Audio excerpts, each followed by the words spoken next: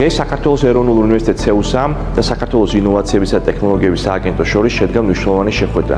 აღნიშნული შეხვედრის ფარგლებში ჩვენ ვიმსჯელეთ MIT-ის პროექტის შესახებ და იმ შესაძლებლობაზე, რომელიც შეგვიძლია ორბიტის სახით მივცეთ საქართველოს ეკოსისტემას სტარტაპების განვითარების კუთხით, მეწარმეობის აქსელერაციის კუთხით და სხვადასხვა პროგრამებში ორბიტის დანერგვის ჭრილში. ორბიტი ეს არის პლატფორმა MIT-ის მიერ შექმნილი, რომელშიც დანერგილი არის სამეწარმეო განათლების 24 ნაბიჯი და 15 ტაქტიკა.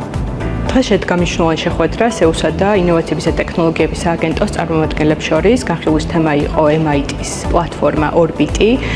ორბიტი აერთიანებს 5000-მდე სამეცნიერო სტატიას და 200-მდე სამეწარმეო კურსს, ასევე უამრავ ბაზას.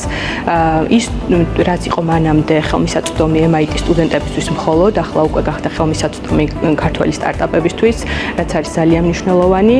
აღნიშნული პლატფორმა შეძლებს სტარტაპებს დაუზოგოს დრო, ენერგია, ამციროს რისკები, რაც საჭირო MVP-ის ფორმირებისა და განვითარებისთვის და აღნიშნული არის უმნიშვნელოვანესი ინსტრუმენტი, რომ ქართველმა სტარტაპებმა უფრო მოკლე დროში შეძლონ შექმნან გლობალური პროდუქტი.